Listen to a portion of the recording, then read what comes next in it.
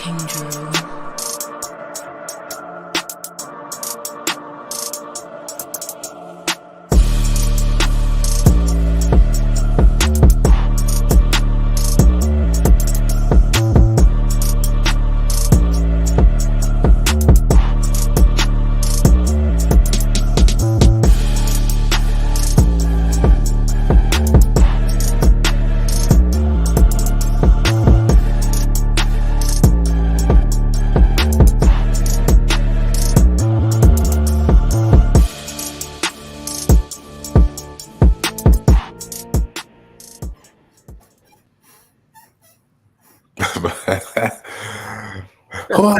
He said, Hey,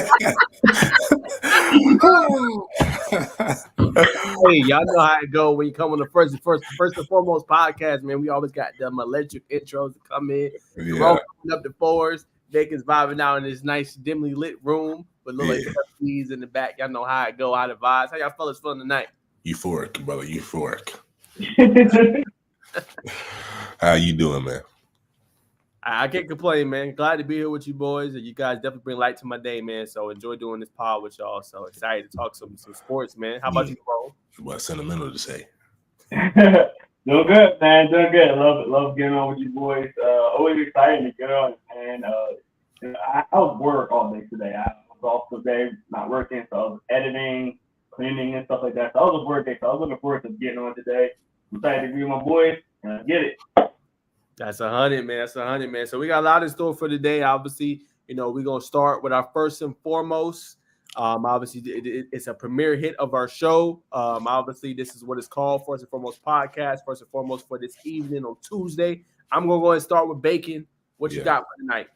First and foremost, I want to say this is a podcast, but this is not only a podcast, it is a show. So, you know what I'm saying? Podcast is just a word, if you will. But first and foremost has to be the news that broke 5 hours ago. Kevin Durant, I believe he's out with a calf strain. He's missed 3 or 4 practices. And guess who will be taking his position in his upcoming game in Vegas? Bronny James Jr. Come on, man. I hope you know that's cap. That's cap, but it was on like NBA hoops. Not NBA hoops, but it was on like some. They trolling, bro. That's crazy, bro. That's crazy. In no way. They trolling you, bro. That's crazy. There's a lot of fake news going on, man. We hate to see it, man. That's the revolution of AI, man. I got some AI data coming on later, man. So with the rise of AI, hopefully we can get rid of some of this fake news, man. I was like, man, it's gonna be tough getting to see Bronny with Team USA. Unfortunately, KD's out, but that'd have been tough, man. But yeah. And I seen that tweet earlier too. I was like, oh, okay. Anything with like NBA, like Sintel or something, like they're a troll account, bro. Or Hater Central, they're trolls. The one that you see is called the Dunk Central. That's the real one. Dunk Central. Dunk Central. It's still with the NBA thing on it. Yeah, that one's legit. But that one you seen, yeah, they're trolling you, bro. I done retweeted these guys. Let me get this on my page. I'm dead. Hey, sometimes we like that, y'all. But we're going to throw it to Jerome for his first and foremost. First and foremost, guys, as y'all know, I'm super excited because the NCAA college football game is coming out in 2 weeks, a week or something like that. I'm excited to play. But I want to say this, man. I'm a little disappointed right now, and I know it's gonna come eventually, but I'm a little disappointed because yes, they got my favorite mode, which is Dynasty mode. I love playing Dynasty mode, doing like 30-year Dynasty modes and stuff like that. That's always fun. But I'm a Michigan guy. I love playing with Michigan. It's a little overpowered to play with in NCAA. So I like to have a little cupcake team and build them up. You know what I mean? And to add on to the Dynasty mode, I love to have the customness of the team builder. They have not announced team builder yet. I know it's coming. They said it's coming, but they not gave us a teaser. So I'm kind of disappointed, EA, man. I need that team. I need y'all to tell me if it's open. I need y'all to tell me how it's going. Y'all say, hey, you have a team builder, just brush over it. Come on, EA, do better, man. Do better. But did you see? I do think it's going to be a fire game, though, for sure. Did you see Donovan Edwards get some gameplay? Was it yesterday it dropped it? Or? Look like, yo, he said he never played before. I don't know. He capped. Facts. There's no way. I mean, he could have just, winged it. Looked at the controls and went crazy. Yo, he over here playing against Bordeaux, which, like, if you guys don't know who that is a huge, he's one of the biggest YouTubers that play NCAA, Madden, and stuff like that. And he made him look like he never played it in his life. He made him look like how Donovan Edwards was supposed to look like. I get that he plays football. I get that he can see vision a little bit quicker than most people. But there's no way that man never played before. That's cap. That's my belief, but that's cap, Donnie. Come on. You better, Donnie.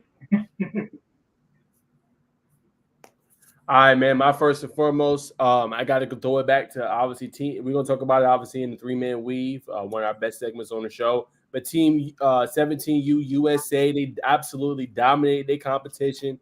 I know I talked a little about it last week, man, but the future is in good hands, man. That you can make the argument that the potential for the class of 2026 with the talent that they have and the one and dones, it could be one of the best we've seen in a while. This draft was more so like, it's not really top heavy. I definitely think 2026 class could be top heavy. Obviously, we got 2025. We'll talk about that more later on with Cooper Flag and everything. They got a potential chance as well. But I think when you look at top to bottom, Tyron Stokes, Caleb Holt, everybody, Koa Pete, maybe potentially Caleb Wilson, in that class. We'll see. Jalen Harrelson, like all those guys can ball. And 6 players average double figures in there. And Cameron Boozer was averaging 20 points per game and 9 rebounds. So they got a bunch of players that play at a high end level, man. So I wanted to get them a shout out on the first and foremost segment of the show. Just, man, it looks good. I know a lot of times USA basketball gets a lot of flack and things like that just because it's not on the tier of maybe like international, where they play France or Europe and things like that. But I think if they can develop this talent to get where it's supposed to be and these players can really develop, we might have something special coming into the league. And another note, there's 25 classes coming up probably for the NBA. A lot of players from USA. I sent Bacon the list from Bleacher Report. Only a couple players I've seen from like Real Madrid, France, and everything like that. This was a predominantly French draft that was in 2024. Good to see a lot of USA players coming up and being very talented. Now it's all about the growth and progression and how to continue to grow their games.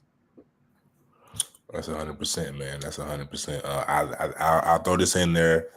I think previous years we see this NBA or not NBA, American talent kind of dominate, and then once we kind of get older, like 25, we kind of see those Euro players kind of, I guess, catch up to speed. You know what I'm saying? So we'll see. We'll see. They definitely was beating teams by like 50, 60. So that's impressive. Yeah, and also shout out to Coach Sherman White. He coaches here for Pace Academy. Eric Chatfield, legendary coach, man. He just knows what he's doing. He coached Team USA, man. So I want to give him a shout out on the show as well. Mm-hmm. Yes, sir. All right, well, that's going to conclude our segment for the first and foremost, man. We're going to get to maybe the next best segment, hitting the grid. We're going to hit the gridiron, man. That's the segment for 242 said what? Yeah, Blue 42 said what? Do the latest with that. But I think Jerome has something down below. He held his finger up, so let's throw it to Jerome real quick. Two things before we continue. I know a lot of people on here wondering where's Datavius. He recommitted. He rescheduled his commitment date. Sorry about that. He rescheduled his commitment date to the end of the month. So he's gonna get on with us closer to that commitment date instead of getting on early this week. So if you guys are just wondering what happened with that, that did happen. I did put it on our Twitter page as well. But I appreciate John Davis going to come on with us. We really do. Wishing the best of luck with his commitment. And when he does commit, we're going to get him on, and then we're going to go to the commitment party actually. So we're going to actually be there in person as well. So I wanted to say that. And then 2, we got to shout out to our guys back there in Phenom, man. We got to shout out to our guys at Phenom. So first and foremost, we want to thank Phenom for allowing us to have this podcast and being on us with being our sponsor on this podcast. If you want nice gear like this, we got different gears like this, man. You know, the season about to come up. Make sure you hit up Phenom at PhenomEliteBrand.com, where you can get all that stuff: cleats, gloves, hats, visors, all that stuff. Get swags up before the season starts. And for us, it's going to help you guys out as well. You see that QR code right up there? You see where Bacon is? Point up where Bacon. Point up. See that right there? That's going to be the ICH football promo code. Like, you pay at the end of your checkout, get 10% off. Save you some cash. So look good and save money. What? You can save money and look good? Let's do it, baby. So go in there, put that promo code on there. Not only does that help you guys out, that helps us guys out as well. So please support us. Again, we do thank Phenom for allowing us to have us as a sponsor. Appreciate that. Disclaimer: do not forget before we get into our segment, both of these gentlemen will be at games all season long for high school football. If you want them to come out to one of your games, definitely slide the DMs. They're giving out free gear for the player of the game, man. So if you ball, as my boy Bacon said, you will get the call. So you know what to do, man. Make sure you hit up those two gentlemen. Follow them on social media. It's right down below. Go ahead and get at both of them, and then they'll be at your game, man, and they will be anointing who they think game with some new, fresh merch. Matter of fact, Jerome, go ahead and slide your hand on the glove. Let the young man know how that glove feel when it caresses your palm and your phalanges. I put your color on. I like them Kool-Aid ones. I ain't gonna lie, they been catching my eye every show. But them blue ones look a little more comfortable. That one's too sweet. I'm gonna put my favorite color on. Let's see. It's probably them blue ones. Okay. Look how sticky that is. Thing's sticky. Woo! Let's see real quick. Let me see. Yeah, I can't even get it off. All right, here we go. That boy look like a Hall of Famer. I don't like that. Look good.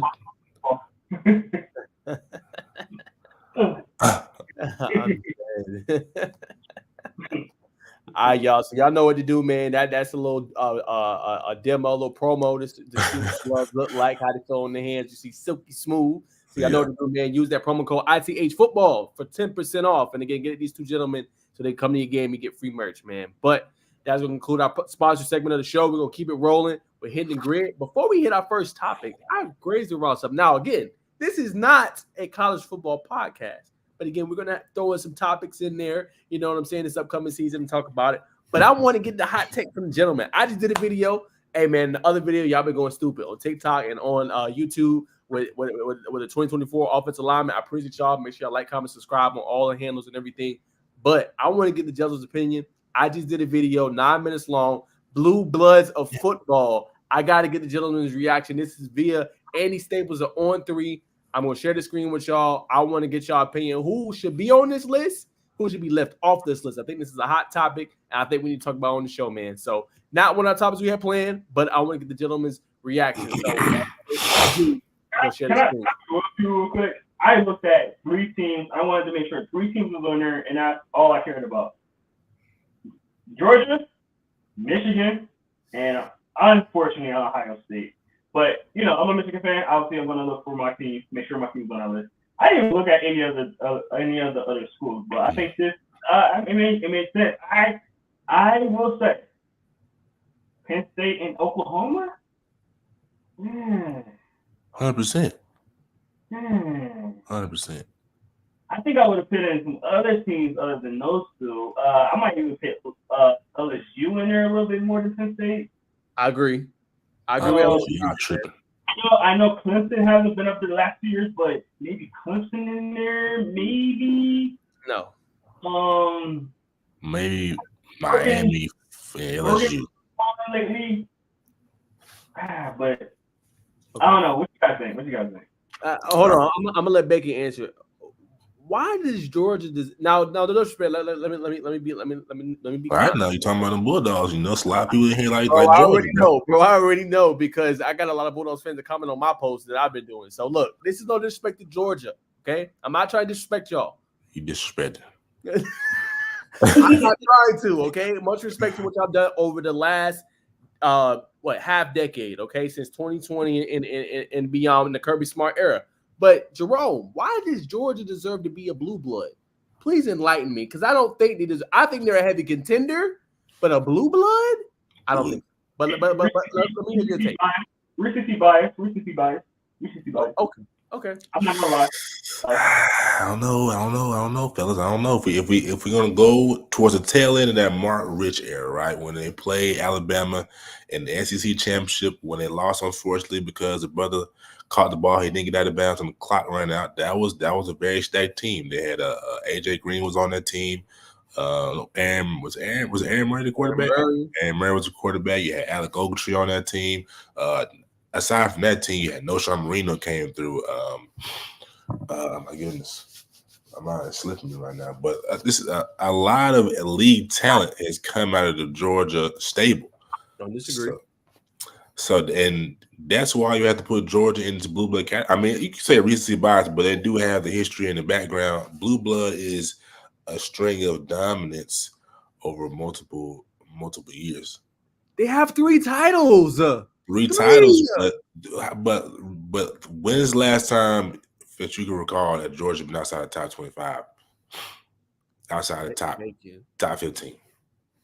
Bacon. It's been a couple years. They've had down years. Okay, let's not act like Georgia has not had down years. Again, I'm not talking mess about Georgia. I think they're a heavy contender, but they have 3 championships. Remember, y'all, they did not win a ring since 1980 before the 2021 season. Let's not forget that. Okay, so why we have Notre Dame here then? We got hold. If we're gonna hold everybody to the same standard. Notre Dame has 5 championships. When you think of college football, what brands do you think of, Bacon? I think of definitely Georgia, Alabama, Ohio State, Penn State for sure. Y'all tripping about Penn State not being the blue blood. The Joe Paz era is unquestionable one of the most dominant eras in college football. They have 2 rings since 1950. No. You're talking about Georgia right now. I'm talking about Penn State. No. But Joe Paz era was major. No, I didn't say it wasn't. They have 2 rings, Bacon, since 1950. The modern era. No. It doesn't matter, bro. None of that matters. The teams at the bottom, you know what I'm saying? Oregon's had, you know what I'm saying, a national championship appearance. Tennessee, Peyton Manning, that was an electric run. Auburn, that was in the 90s. That was an electric run. Florida, Chris Leak, Tim Tebow, Miami. Miami should really be in there, if we're honest. I'd probably take out USC. Miami had a good 10 years. Huh? Miami had a great 10 years. No. They had probably the best 10 years of any college football team ever. Like they had that one little 10-year span that was probably better than any college football team out there. Miami should definitely be in the blue blood. Okay. So I did a video. Obviously, y'all go back and watch. I'm not gonna go through the whole gamut, but I will tell you this: Alabama certainly deserves to be it. They have 13 championships since 1950, right? 7 rings from Nick Saban. No argument there. Ohio State, same thing. They have 7 national championships since 1950. No disagreement there. And I said get Oklahoma off. Oklahoma has 7 national championships since 1950. Again, it's been a minute. Since 2000 is the last time they won a national championship. That is a long time. Michigan, come on, man. When you think college football, you think Michigan. You think Ohio State versus Michigan. You think rivalries. You think tradition. So, no, unquestionably, again, Michigan hasn't won in a while before this last season. But when you think college football, you think them. Notre Dame, same thing. Go ahead. Go ahead. The most wins in college football. There you go. There you go. That is actually makes my point. All right, Texas. Y'all didn't say nothing about Texas. Now, I'm gonna tell y'all 2 things, and it's gonna blow your mind. But y'all gonna be like, okay, now let's see what you're talking about. Think about the SEC brand, y'all. I want you to think about SEC. They don't allow just any program to come in, right? You got to have some brand recognition to you to enter the SEC. Let's be honest, okay? Oklahoma and Texas is in it. When we think Red River rivalry, when we think those electric matchups back in the day, when we think of those big 12 matchups, we think of those 2 teams. So again, SEC not gonna just let anybody in the house now. You got to have something going for yourself. So that's why I think Oklahoma, Texas, right? USC, come on, bro. 6 national championships. When you think USC, you think tradition. You think Rose Bowl. You think Pasadena. You think Reggie Bush, Matt Leinart, Clay Matthews. I go on and on. Again, lately, I agree with you, Bacon. Lately, no, they haven't been what they're supposed to be. Okay, the last 2 years they should have got to college football playoff with Caleb Williams. Let's be honest. Heisman Trophy winner, #1 overall pick. No excuse. I say Penn State off this list because they only have 2. Now, when you think of college football, Bacon, you're right. You think of Penn State, but it's like you only have 2 rings since 1950. You've had too much talent. You've had Saquon Barkley. right? You've had elite receivers come through the program. Y'all have not done nothing with it. Georgia, I agree. A recency bias, yeah, they've been doing anything to look one in the net. But I think we need to take a look at the league talent. Who's got the most players? I agree. That's a part of it too. The players you have produced. I don't disagree. But think about this. Georgia players started getting more prominence in the recent era. Have they not produced? Yes, they've had AJ Green, Geno Atkins. I know. I agree with you. No Sean Moreno, I agree. But for Georgia, it's really just started. Since 1980 up until 2021, it's been a minute. That's a long time, brother. Hey. Long time. You know what I'm saying? A long time since you got to national prominence. You feel me? The only two teams I would include, and I'm gonna stop my tangent. Florida State, and now I'm a Miami fan. Trust me, I'm a Miami fan. I wouldn't even put us as a blue bud. Yes, that's my college football team. If y'all ever want to know, I love the Hurricanes. We've not been good, bro. So I wouldn't even put us on this list. Now, y'all go back to the era of the 90s and 2000s with Ray Lewis, Ed Reed, Clinton Portis. Yes. But right now, no. We on the outside looking in. We a contender. I will put Florida State, 2013, Jameis Winston, won a national championship, and also LSU. Think about the deafening environments when you go to those two places. Whenever you think of the toughest places to play, what two places do you think of, Bacon? Yeah, definitely LSU. And Florida State. Yeah. You see what I'm saying? Now, again, they ain't won in a minute for Florida State 2013, but LSU won in 2019. Whenever LSU got it together, actually, not like when they got it together. Every year, it don't even matter. Every year, you're thinking, oh, shoot, okay, LSU might not be national championship worthy, but damn, they might pull off an upset. They might be Alabama. Death Valley going to be crazy. Yeah, Death Valley going to be crazy, no matter what. So, to me, that's why they should be. So, those are two teams I would include. Clemson, only 3 rings, right? Only 2 championships in Dabo Swinney era. With generational quarterbacks, Trevor, Deshaun, you got to show me some more. Yeah. And for me, for Georgia, they got to get up to at least 4 to 5 championships with Kirby Smart before are you saying you're taking Georgia off this list? Yes, I'm taking Georgia and Penn State off this list. I'm adding Florida State and LSU. Go ahead, y'all see is that. Let me ask this, because Najee made a very compelling argument. I'm gonna push back just a little bit on it, just a little bit, but I like your argument for sure, especially with Georgia. And I even think, like you say, why Georgia? And I was honest. I was like, recency bias. I will say this though.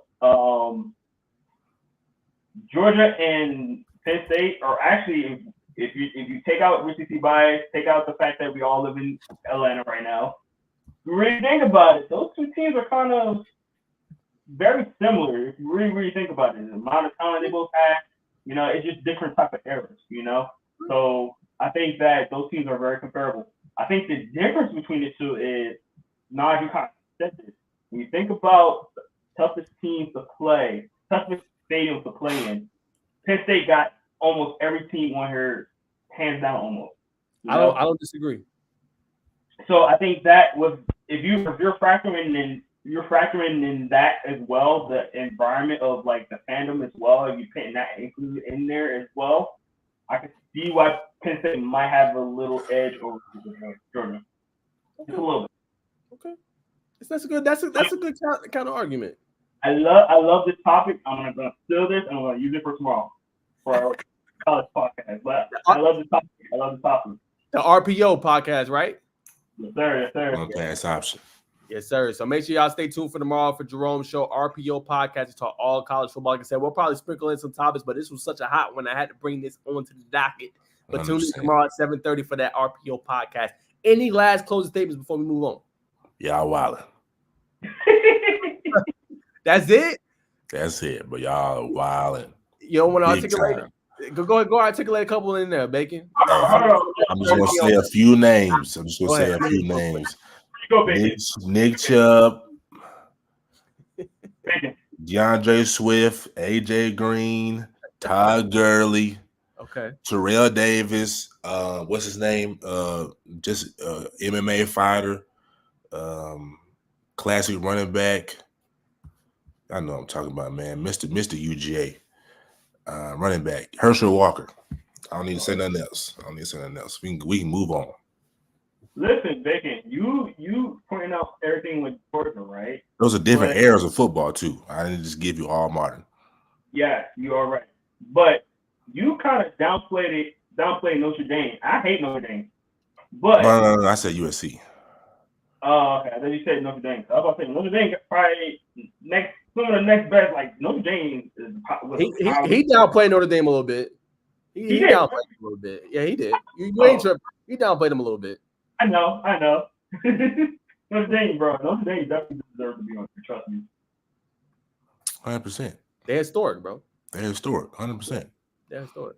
But I'm definitely keeping UGA on, and y'all convinced me on USC, but I may slide in somebody else. Okay. All right. Much respect, y'all. So that's the hot topic for today, man. Might have to start thinking of more of these, some hot topics, get everybody riled up to start kind of the show.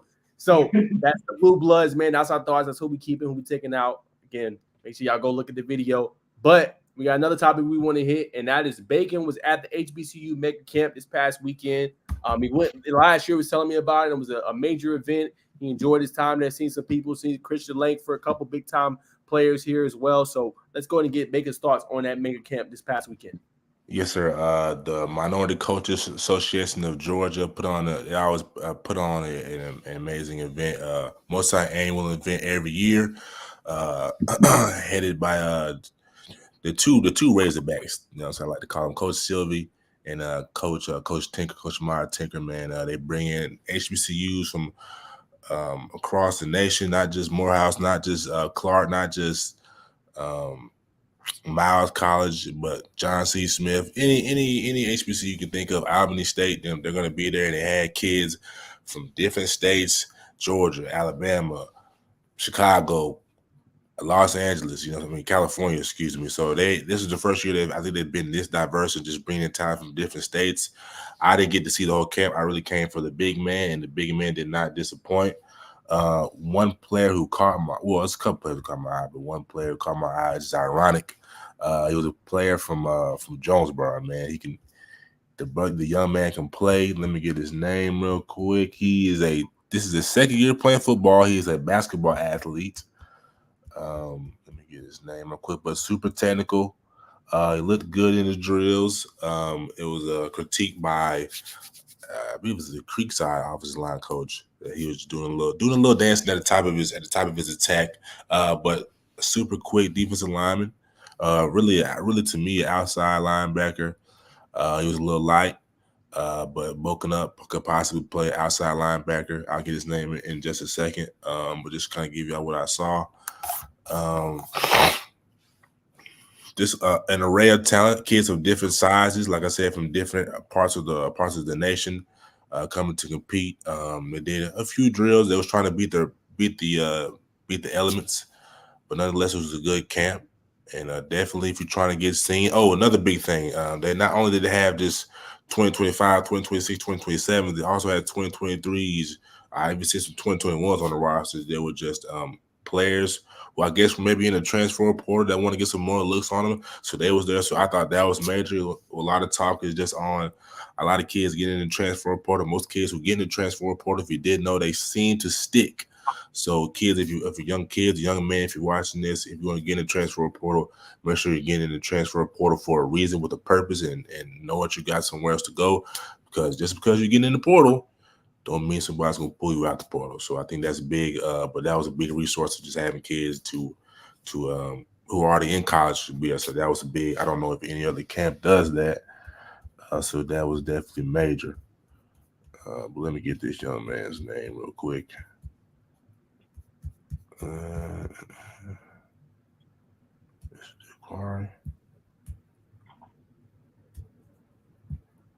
Sorry, y'all.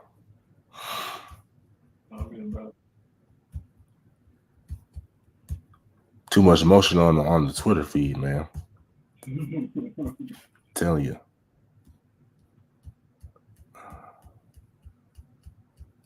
I don't want to hold up the show, but during this show, I will try to find it. I'm gonna give it one more search. All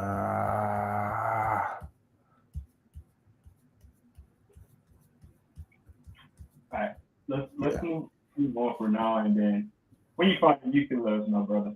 All right. Sounds good. All right, y'all, let's keep rolling. Let's go ahead and go to the latest recruitments and commitments. As you guys know, it's a great holiday weekend. 4th of July this past weekend is a major commit. So I'll start with Jerome on this segment. Just what were the major commitments you've seen? Anything caught your eye? I already see you kind of getting your hands lathered up. What did you see this past weekend, man? Man, if you're a Michigan fan, you are happy. I can't remember the last time I was this happy of a recruiting cycle. Man, Michigan usually don't, go crazy with recruiting cycle, but I'm gonna actually put this on the screen real quick to show a couple of guys that Michigan got real quick. Now we'll talk about some other stuff later, right after. But I wanted to show right here that Michigan flipped Ivan Taylor. If you don't know who that is, Ian Taylor's son. He played in the NFL for the Steelers. He was committed to Notre Dame, and now he is on Michigan. So that is a huge flip. 4-star safety. Really looking forward to get him. You got Andrew Audish as well, the tight end. He's a 4-star tight end as well from Pennsylvania. I actually knew him from being Pennsylvania, so pretty cool that I got him as well. He's the third-ranked tight end in according to on 3. And we got 5-star safety Jordan Young. So we're waiting to see what he does. He's going to be committing. I don't remember October 12th, which is that's a while from now. But this is top 4. Michigan's one of them. If we could get him and Taylor, man, that'd be a crazy duo right there. So that was my biggest take on this weekend. Obviously, with the recruitment, there's a lot that was going on this weekend, but obviously that's the big ones that stood up to me. Obviously, being a Michigan fan, but like I said, I haven't been this excited about a recruiting class in such a long time. The last time I was excited was actually when we got DJ McCaffrey. Outside of that, it's been some, that's a good pick. That's some good guys, but I've never been this excited. So, Sharon Moore is doing some great stuff for the Michigan program already, flipping guys. That's another thing. Michigan usually don't flip people too. So being able to flip him from Notre Dame, who's getting some crazy commit, and that was actually their top defensive commit right there. So being able to flip him, put him on Michigan, man, that was awesome. So I was having a good weekend. I was definitely having a good weekend. What you guys got though? Real quick, the player's name was Kamarian C.J. Taylor from Jonesboro. But I did see some news. It was on 3 that what's his name from Westlake, Travis Smith, I believe is being crystal ball to go to Tennessee. I thought that was pretty big. I did see that on 3 recruits. And he eliminated a school as well. From his finals, he had 4, but now he's only down to 3. So, 100% agree with that. As well, obviously, he had new on 3 recruits. They came out with new updated 2025 rankings. They included several players from Georgia: Isaiah Gibson, Justice Terry, Elijah Griffin were some of the main ones.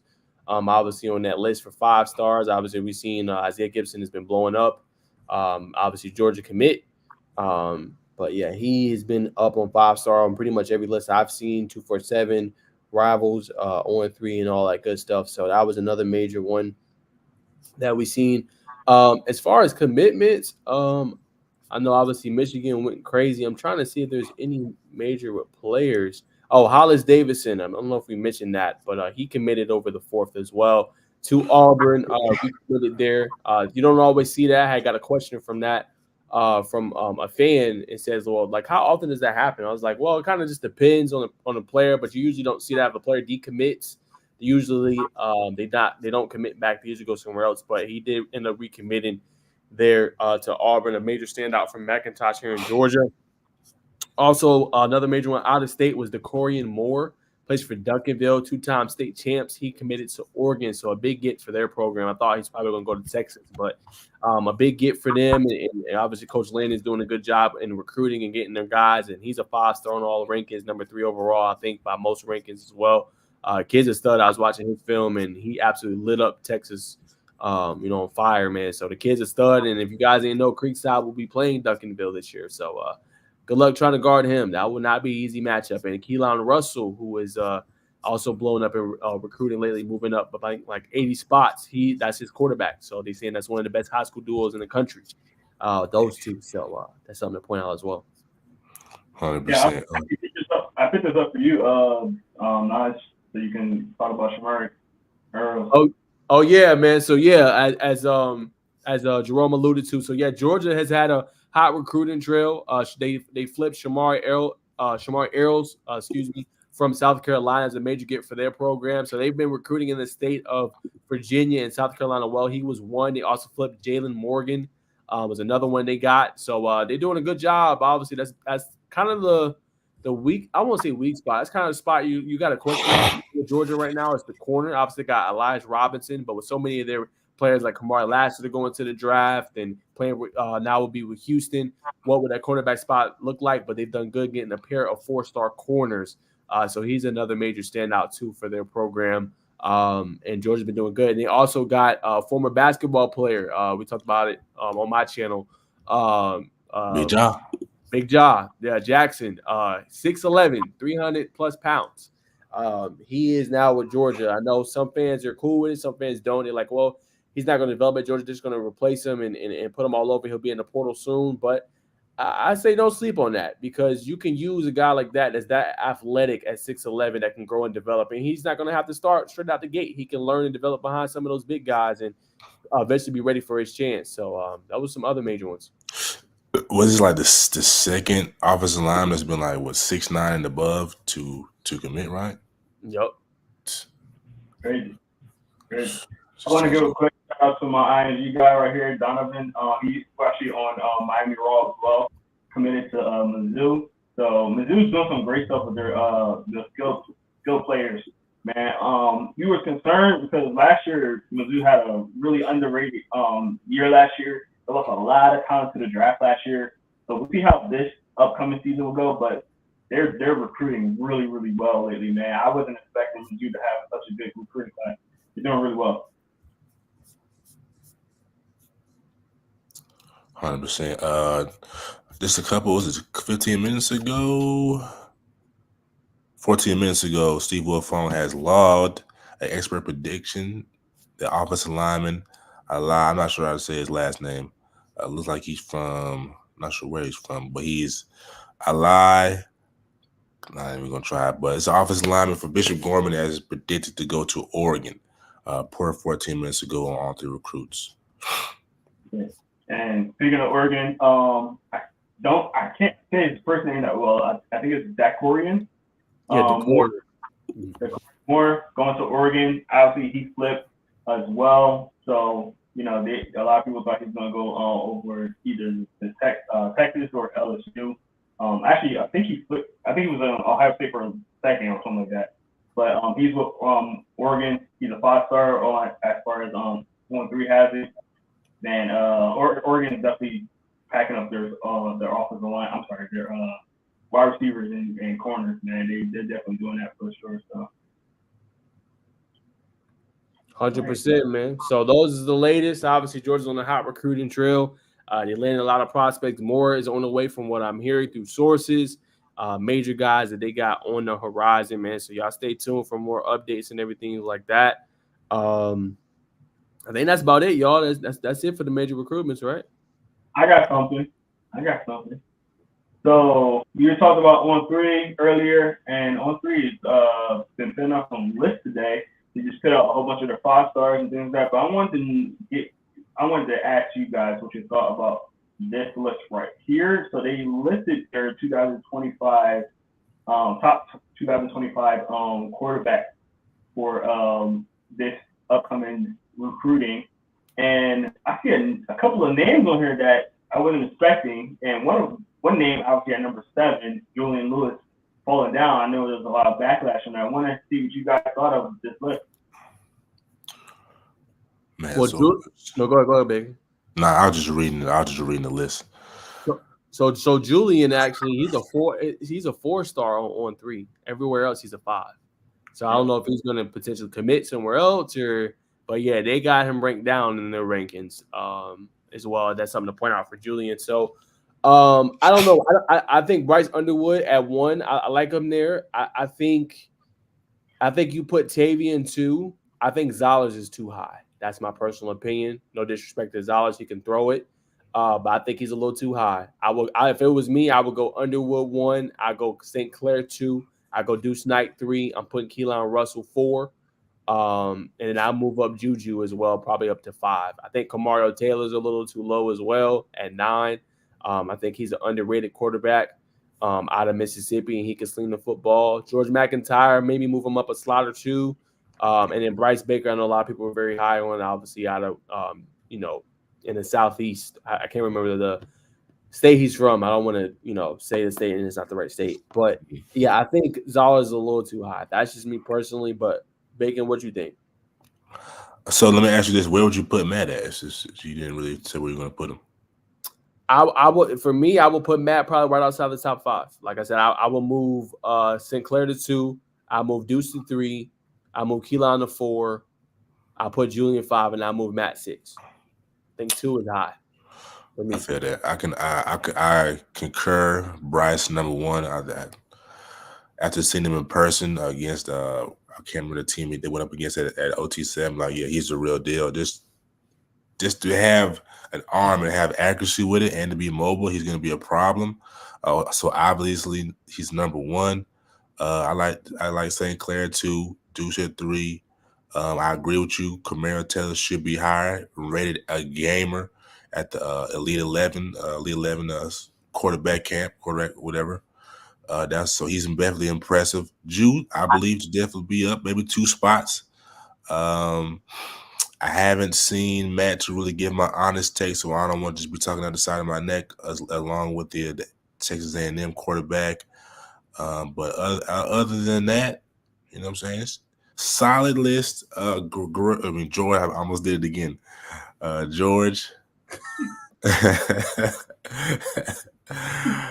You know what I mean? I mean, well, man, George is a phenomenal quarterback, man.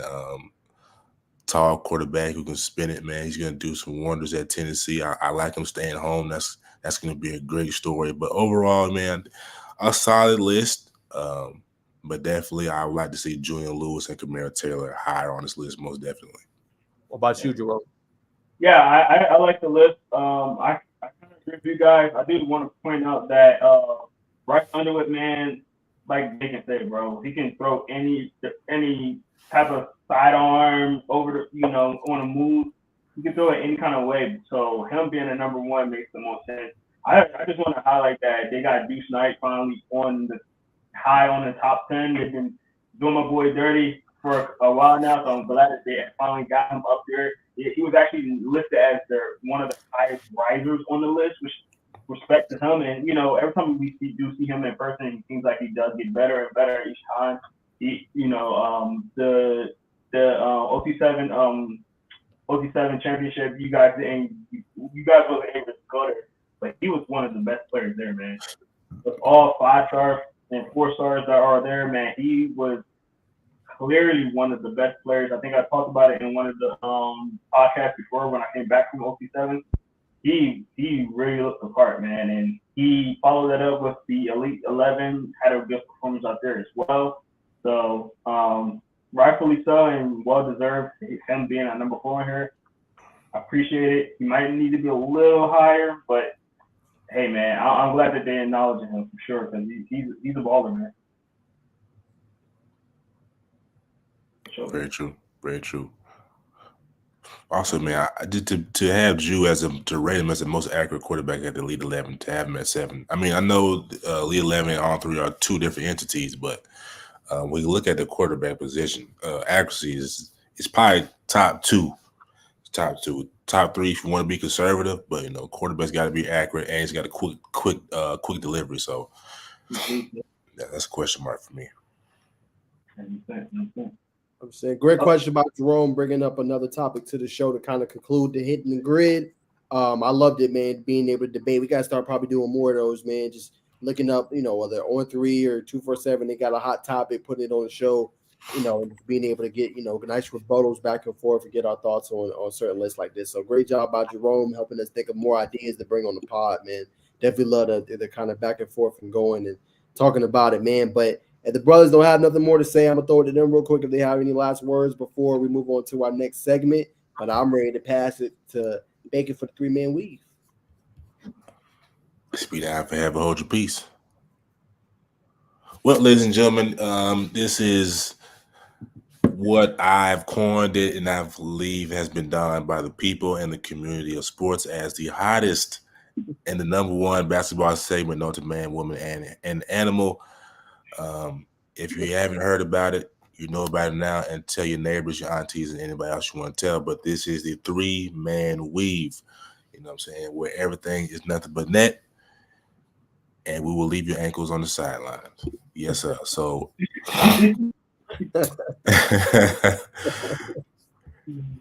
so first and foremost, so I want to bring up, I would share my screen, but my computer, you know what I'm saying, is a little funky right now. Caleb Wilson, if you didn't see it, I may try to finagle, but it's probably going to freeze me out. I should have put on my Twitter beforehand, but he was at the ABL, Atlanta Entertainment Basketball League in Atlanta. They always hosted every year around this time at KIPP Atlanta High School, and he was doing his thing, making college players, you know what I'm saying, grown men, not making them look silly. I don't think he made anyone look foolish. He didn't look on anybody, but he was just scoring, going to work, man. He's definitely filled out in his frame, very polished, going into his senior season. He can do it all. He can shoot it from deep. He can beat you in the post. He can beat you off the dribble super long, and he can play willing to play defense, which is the biggest thing for me. Willing to play defense, high energy, but definitely did his thing at the ABL. If you're hooper on the rise, they will find you, and that's where you can build your name and get more exposure on you. So shout out to Foul Up 3 and Atlanta Sports Reels for definitely doing their thing. You can definitely follow them on Instagram if you want to see that footage. But I want to get you guys' opinion. We kind of talked about Team USA's U17 team. Cam Boozer obviously won the MVP. Do you feel like this is the best U17 team that has come through the FIBA National Championship? I won't say the best team, but I say it's definitely up there. I think they're top tier. And the reason I say that, Bacon, is because obviously we've had great teams come through and they've won, but to do it in the dominant fashion that they did, beating some of these great teams as well on the road, and none of them being close. I talked about it obviously in my first and foremost, and I just felt like you look at the accumulation of talent, they bought in together. I don't think a player averaged maybe besides Boozer more than 20 on the team. So that shows me that these guys can play together. They can buy into one mission, one goal instead of just all about me, all about my stats and stuff like that. Like I said, I think the accumulation of talent and the great coaching that was on display as well. You've seen it when the boys was playing, and them boys was having fun. They was throwing lobs, they was cooking defenders. You know what I'm saying? Like it just seemed like they was having so much fun out there on the court. So for me, I definitely put them like top. Like it was probably one of the best ones we've seen. At the best, that's a little bit hard for me to say, but I'd say definitely one of the best. You know, Coach White did coin the team as the best. And now I read a quote from you. Go ahead, brother. No, I say, and he is a legend, so 100%. I will read a quote. I'll read a quote from him per USAB.com. Those guys came out laser, locked, focused, and came out and executed the game plan, said Coach Shamon White. They played together, they played for each other, and they did it the right way.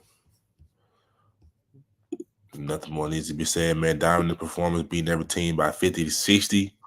That's just I will say that's unheard of. That's per norm for the USA team going up against the Euro players. That's impressive. So you know what I'm saying, kudos to those guys, and again, kudos to Cam Boozer for winning the MVP and scoring over 20 points, shooting 60% from the field, averaging throughout the duration of the FIBA tourney. So shout out to those guys. And I believe, Naj, you have some intel on Mr. Caleb Wilson as he sets his visit to Duke, Georgia Tech, UNC, Arkansas, and beyond. Yeah, so Georgia Tech fans, get excited, okay? This is one of the best talents in the country, okay? Let me say that again. One of the best talents in the country, all right? He's already signed to Clutch Sports. They don't just sign those kind of kids out of high school if you ain't good, okay? So the chance that you guys have at getting this player, is a program changer. Obviously, the head coach is doing a great job. Gosh, why am I butchering his name? Help me out, Bacon. What's up? David Stoudemire. Yeah. Head coach Damon Stoudemire already had a great class coming with 2024. He's building his 25. He already got a Kai Fleming. Already got Brandon Storrs from New York. Already got another player that's in the top 7 for them as well. Matt Guhul. Go look him up. Go to All Yellow Jacket. I wrote a story on him. But Caleb would change his program so quickly because, one, he's going to bring the aura around him. He's going to help sell out tickets. He's going to help sell out McCamish Pavilion. That's how good he is. He's must-see TV, okay? And he defends at a high level. He almost reminds me of a KD. I don't want to always throw out those terms and compare him, but just how easy he makes it look, how he get any spot on the floor, how he can finish around the rim, and how tall he is to be able to do all that. It makes a difference, man. So obviously those other teams are contention: Duke, UNC, Arkansas. You can't sleep on them with Coach Calipari, Georgia Tech. But for them to be in the running for this player definitely says a lot of what Coach is doing, and he's starting to get those major name brand type players to come in. Now it's just about developing them. So I think, again, I've always said it, that Georgia Tech's a program on the rise for football.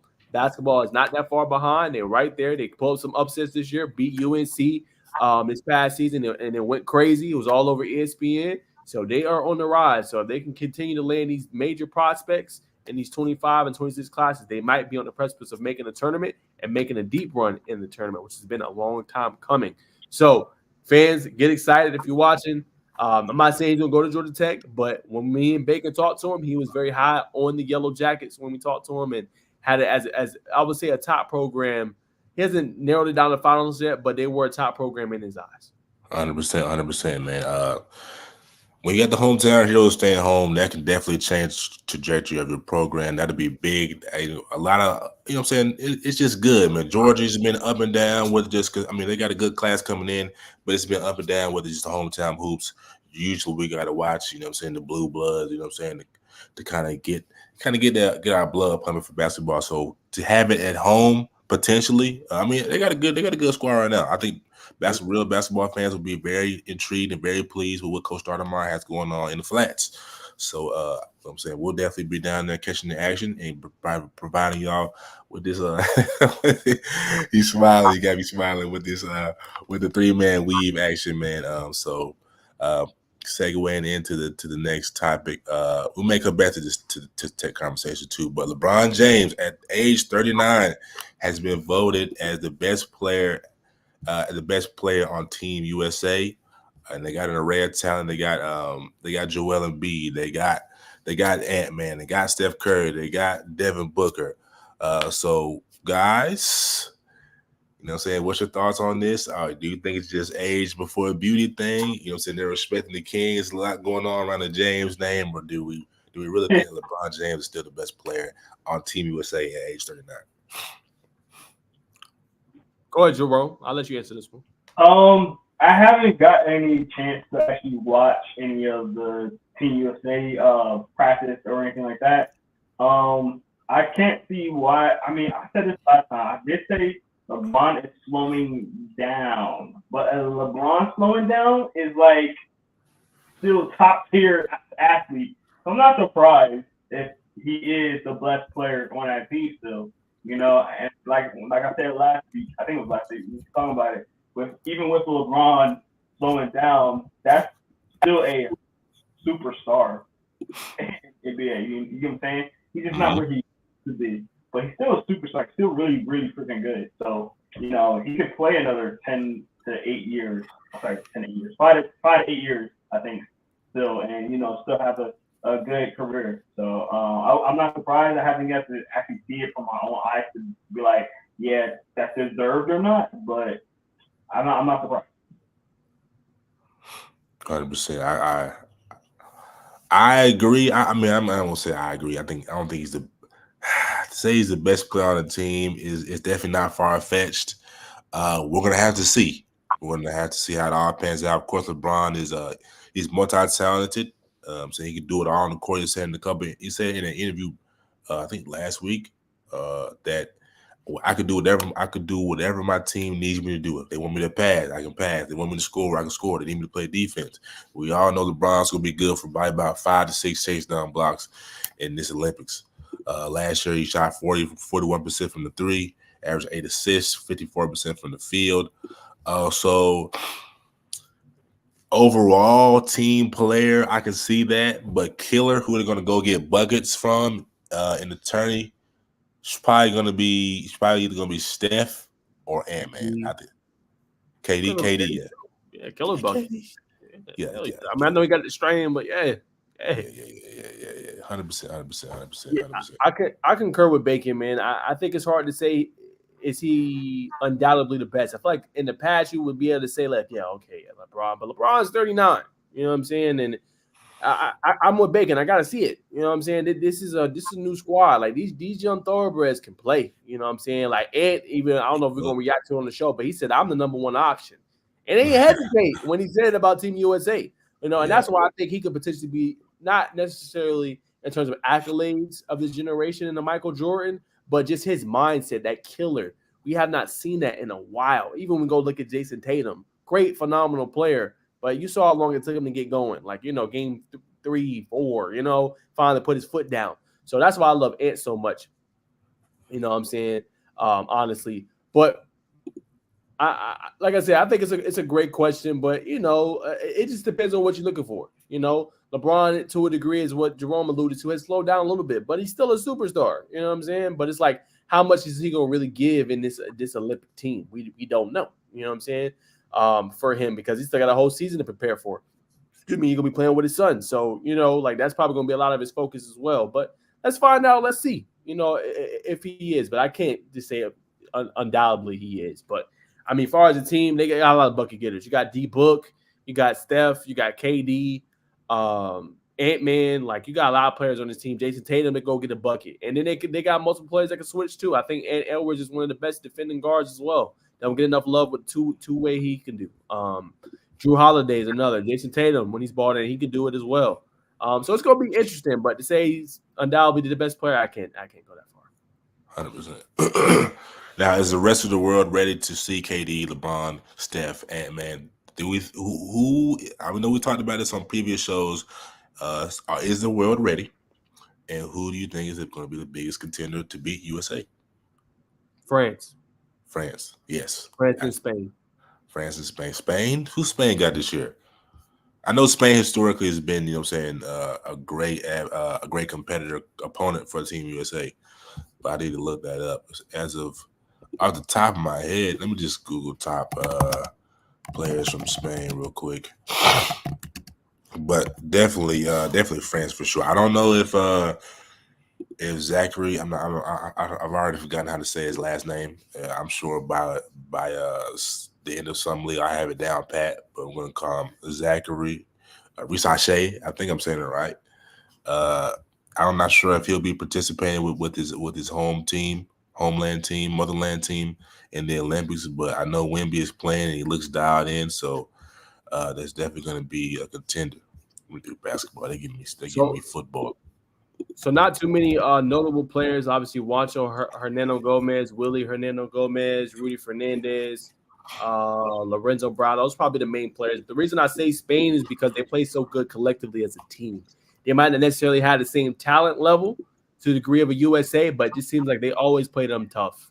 So that's kind of where my precedent goes for it. It's not like a necessarily a Wemby on the team or Luka Doncic who got eliminated by Greece and everything.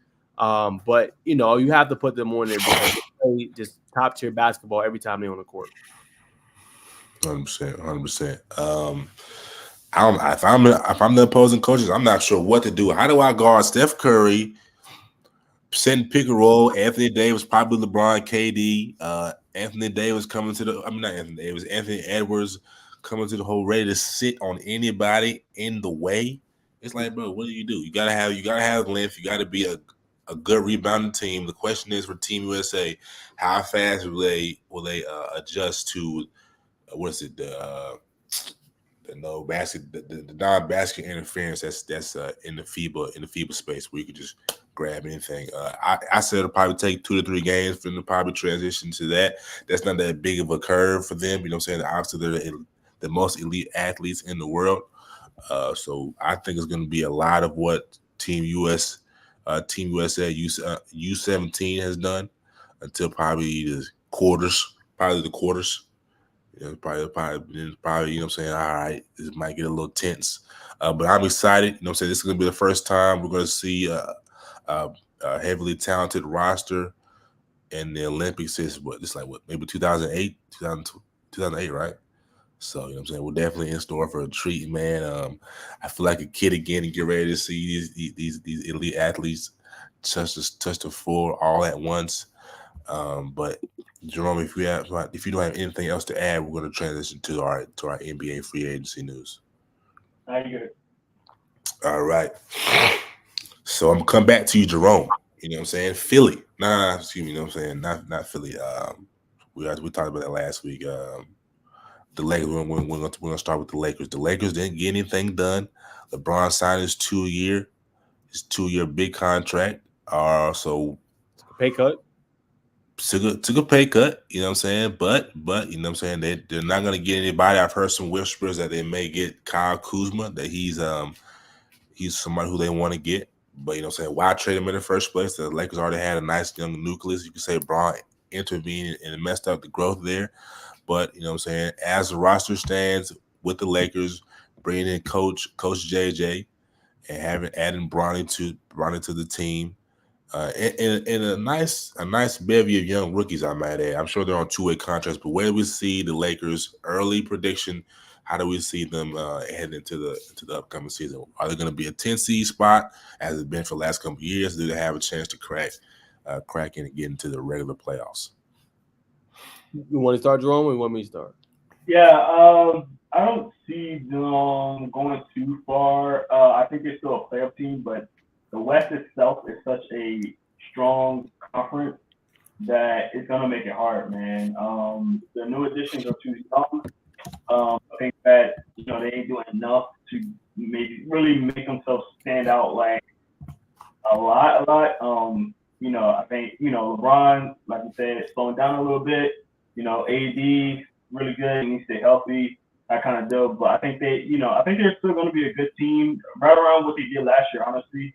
I don't think they're going to be a team I don't think they push the needle enough to be like, hey, they're going to make a deep run. But I think they're still a playoff team. I think they're like I don't know. I don't think you call it a wild card, but like a wild card type of team. A team that's outside the bubble. I know they got the new NBA system, however that goes, the play in the end kind of thing. I forgot exactly how that goes. I know they did it last year. But yeah, I think they're one of those type of teams that the play in the end kind of teams that. If they make it, they can go in, but I don't think they're going to get that far. Mm-hmm. Nice. Yeah, I'll say a little bit more emphatically. I feel like Jerome talked about it, brushed around the issue a little bit. They're a playing team. That's what they are. You didn't get DeMar DeRozan. You didn't get Klay Thompson. Who was some other free agents they didn't get? Valanciunas. You didn't get Valanciunas. You didn't get James Harden. Didn't get James. Didn't get Paul. You didn't get Paul George. So it's like you're fielding the same roster as last year. You just added a couple new rookies in. And I know they're high on Jackson Hayes, and he's good, but you haven't upgraded the roster. You haven't. LeBron's 39. What else are you expecting? You need another cold star. Now, AD is that, and he's in the front court. You need a guard. You need a guard, somebody to run the show. I know LeBron's point forward, yada, yada, but you need somebody that can create their own shot. When AD's doubled or LeBron's double going to the rim, you need somebody that can spark. You need somebody that can create offense, play make. You don't have it. You know what I'm saying? Right. Now, Dalton Connect's a good piece. He's young, though. You know what I'm saying? How effective can he be? You didn't upgrade at defense. You didn't get a 3-and-D wing. Right? You still have Jared Vanderbilt who's hurt. So it's like you didn't upgrade and it got better. Right? West got better. OKC got better. Dallas got better. Minnesota got better. They got Rob Dillingham. They got better. You didn't get better. So it's like you're going to be in the same spot. What do you expect? Right. So I feel like, they're a playing team. So if you're not getting better, there's no, obviously the Nuggets lost some pieces, lost some teams called Will Pope. That's kind of trashing your team. Jerome, I think I'll still be in contention, but it's just like y'all gonna need some more pieces. It can't just be Jokic and obviously Murray. I know Michael Porter Jr. is a good piece, but y'all need some more complementary pieces around them. And I know you're expecting Christian Braun to step up, but just a couple more pieces in there. So to me, I just feel like the Lakers didn't really upgrade, and some of the stuff, I think it's gonna be tough for them. 100%, man. It was made to my knowledge that Paul George wants to stay in LA, but he felt like that the offer extended to him by the Lakers was disrespectful. So, you know what I'm saying? Clippers. We'll know the Clippers. Yeah, the Clippers, bro. He's talking about the Clippers on the pod. Yeah. 100%. Yeah, that's a low ball. You gave him what, 2 years, 60 million? Come on, bro. Yeah, you didn't really want him, and then he said, "Okay, cool. I'll take the pay cut to 150, no NTC, no trade clause," and you said no. So I don't blame him. You 34, you're in your career. Take the bread. Definitely take the bread. But I think him and he really wanted to go to State. I think him and Golden State, and y'all can both answer this. How y'all think that would have fit in? I think we touched on it a little bit, but I thought it'd been a good move because then you get somebody that could ball handle, be opposite side stuff while he's moving all over the damn place. And then you got the orchestrator with Draymond. You know what I'm saying? I think that would have been cool. And then he has the highest catch and shoot percentage in the league, 40%. So I think that would have been a good tandem with them. I don't know what the Warriors front office has got going on. I know they got the bag. I know Steph's eating up most of the salary cap, but who else? So I'm not sure. Yeah, Draymond. I'm not sure what the holdup was, but it's gonna be another mediocre season for the Warriors. But quick question for you, Jerome. I know you're a Denver fan. I know, but you got some ties in Philly. You know what I'm saying? New Jersey ain't that far. Joel Embiid, Tyrese Maxey, Paul George. Who is the number 2 option? I want to hear from you. Number 2 is Maxey, so. Still Maxey for me. He's proven himself, man. He's proven himself. Listen, I think with Paul George coming there, it's gonna open it up for Maxey more now. Because now you got your 2 guards, and you have your big man underneath. I think Maxey's gonna be the one to benefit from this the most. I mean, obviously, Embiid's still gonna do Embiid stuff. The biggest thing on Embiid is always his health. You always gotta worry about that. But outside of that, man, always MVP contention, play very well. You got Maxey on the outside now to, control the floor. And now you got Paul, catch and shoot guy, go up there, get your threes, knock them down when you need to. I think it's going to benefit Maxey the most, in my opinion. I'm not mad at it. We're gonna have to see if Paul's gonna be able. We got to see how it all works, right? But so, are you saying that you want Maxey? If it came down to Maxey and Paul George, you want Tyrese Maxey to take that last shot over Paul George? Hell no. That's not what I'm saying. I'm saying it's gonna benefit Maxey the most. You can't say he's gonna be number 2 option. Not allow him to take the last shot. Option, but the one that's gonna knock it down is George. That's my guy. Don't get me wrong. I love Paul George. Pandemic Pete might let you down, dog. I ain't gonna lie to you.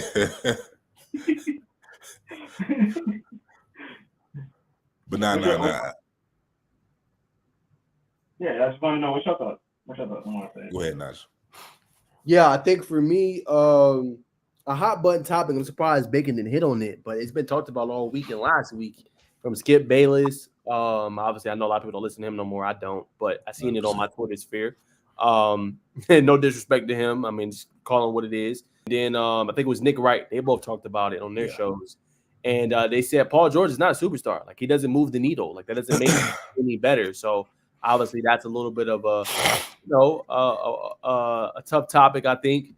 I I don't know. I guess I would say initially as a 2 option, I would roll with Paul George, but I would say Maxey's right there. Maxey's right there. Like he could easily surpass Paul George. It just depends on kind of that longevity of his game. Now he's kind of talked about in some of his interviews. He's been looking at LeBron and I think it was maybe Kobe, just like prolonging his career and being able to stay in the league longer. So that could be beneficial for him. And he did have one of his better seasons. A lot of people aren't talking about it. We played 74 games. So that's good. If you can hit over that 70 threshold, you're doing something right. So he just kind of got, a little nicked up come playoff time. You know what I'm saying? But for the most part, he played and he was efficient, had one of his better seasons. So they just need Paul George to be himself. That's it for it to kind of work. And everybody got to just buy in. You're going to have to sacrifice a little if you want to win a ring. That's just what it comes down to. So I would go for right now, I would say Paul George, but I would not be opposed, as Jerome said, to seeing Tyrese Maxey take that last shot. I will feel okay with it because he's so young and 22, 23, and he got so much more room to grow. You kind of know what Paul George is and what Joel Embiid is. Maxey's ceiling, though, is very, very high. So, I think for me, that's why I said I think he could overpass Paul George. Maybe not right this sec, but don't be surprised next year, that year after, he surpasses him. 100%, man. And I got to ask, fellas, like you said, the West is getting tougher. We didn't bring up the Memphis Grizzlies, but John Morant is definitely coming back with vengeance. You know what I'm saying? How do we think that the Grizzlies will look next year? I'll start this one. It all depends on his health. Depends on his health, and it depends on I want to say buy-in because he's bought in when he's on the court. It's about how he conducts himself off the court, And what he did, it wasn't necessarily a crime, but it was like, okay, bro, like it's what Ant is right now. Not saying Ant did what Ja did, but Ant is one of the faces of the NBA. Ja was a face of the NBA before all that stuff went down. Like we could just be 100% honest. He was the face. So he has to conduct himself making in that manner. You know what I'm saying? You can't just do all stuff willy-nilly when you're the face of a billion-dollar, multi-billion-dollar corporation. You know what I'm saying? So if he can stay healthy, for one, and then two, if he can conduct himself the right way, the ceiling is limitless. The only problem is Memphis just don't have a lot of experience. Like, obviously, they made the playoffs. They played the Lakers. They made it to the second round, the deepest they went. But they have not went past that level. Like, we seen this year, people grow up. We see, like, let's be honest, Baker, real quick. We seen Jason Tatum grow up before our eyes. We seen Jaylen Brown grow up before our eyes. We seen Anthony Edwards grow up before our eyes. Right. We haven't seen Ja take that step yet. If he could take that step forward, you never know. They could find themselves in the Western Conference Finals and nobody's talking about them. Like, oh, well, where did this come from? And then they got a pretty good piece with, obviously, Zach Edey drafting him. Yeah. So it all depends on his health, I would say.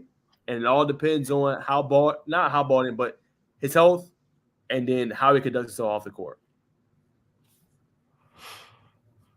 What do you mean by that? No, I agree. I agree exactly what Knox said, man. It's all about his attitude off the court, man. If he can, mentally get it right, stay healthy, and sometimes, honestly, the health thing, I always thought this was that his health contribute to his off the field antics. When you have antics and you're distracted, you can't always be in the right mindset of, working out the right way and make sure your body is right. You know what I'm saying? Because you're causing yourself so much distraction, so much, backlash, this and that, getting suspended and things like that. You know what I mean? It kind of throws off your daily routines and stuff like that. But all the greatest guys, you don't see them get in trouble and still be as good as they are. That's because they're able to lock in, be able to focus on and take care of the body and stuff like that. So, I think a little bit, if he can kind of mature a little bit, you could kind of see him go, maybe get himself back into that mode where he was the face of the league. He might not be the face of the league anymore, like, because people don't forget. But, you can work your way close to that stratosphere, you know what I mean, where, people are looking at you as one of the best players in the league and one of the guys that's going to pioneer the next generation of great players. So I think he can get back to that. I think the Memphis Grizzlies are in good hands still. But, it all revolves around him right there. Last thing I wanted to add, I'll throw it to you, Bacon. Jerome talked about a key piece. That mature. I say maturity. My daughter now, probably a lot older. Remember, she was young, 3, 4. She's probably 7 now. It's time. You know what I'm saying? This is the person you providing for. This is the person she looks up to. You know, that's why I say it's important to see how you conduct yourself, that maturity, you know, because you got somebody looking up to you now. I'll leave it at that. That's a good point. I like that. I still think John Morant is. I'm not gonna say he's the face of the league, but when you control the youth, I hate to bring I don't hate to bring up the artists, but young boy. You know what I'm saying? People have different perceptions on young boy, good or bad. But similar influence on the youth. And when you just have that chokehold on the youth, I know Anthony Edwards is doing his thing, and he's got to. I feel like Ja and Ant, when they come back and they're playing at peak, they're going to be here. But you know what I'm saying? So I think that Ja is still going to be one of the faces of the league, no matter what the NBA does. With maybe putting Luka on the cover or commercials or whatever. But let's not make any mistakes. I think Ja's definitely going to miss some time. I know he's adding on some weight. But just coming to the whole, not recklessly, but coming to the whole, acrobatic style. He's gonna hit that hardwood. Buffett may miss some time. But let's look at what they've been cooking up. Now, I can't remember who they drafted this year, but adding GG Jackson last year, who was in the Rookie of the Year conversation, having multiple 20-point games. Jaren Jackson, who's kind of entering into that veteran role on that team. You still got D Rose on that team. Is D Rose still on that team? Yes, D Rose. He retired. Dang, my boy done retired. I ain't gonna lie. That was my favorite player going up, but that's beside the point. GG Jackson, Zach Edey, Desmond Bain. You know what I'm saying? They still have some pieces. Luke Kennard, who shot 40% from 3 this past year. So we got, guys like that, man. They had what they need. I think this last year, of course, they got hit with they got hit with the injury bug in a major way last year. But they also have just budding youth that's on the rise. So that having Ja to spark that team, they're gonna be right there in the thick of things. We got some momentum, some motion going. You know what I'm saying? You can definitely, when you miss your star player, you can definitely use that energy and keep things going. But Ja Morant is very, very much still the face of the league. Even with all his shortcomings, he's kind of comparing to AI, Mike Vick. You know what I'm saying? Mike Vick did his big. You know what I'm saying? He still had the hearts and minds of the youth. I was definitely one of them. I'm sure you guys were too. So definitely shout out to Memphis Grizzlies and Ja Morant. And I think them guys gonna be around probably 5 or 6 in the West. They can definitely shoot higher up, but I think the Rockets are going to be in that mix too. Like the West is getting better, so it's going to be an interesting, fun season to watch, ladies and gentlemen. But before we conclude the 3-man weave, I want to talk back on. Go ahead, brother. I'm talking about Georgia Tech again. Go ahead. I'm gonna throw it to Jerome. He always asks us a question. Oh, yes. So let's throw it to him. We want to keep him involved. So Jerome, what question you got for us tonight?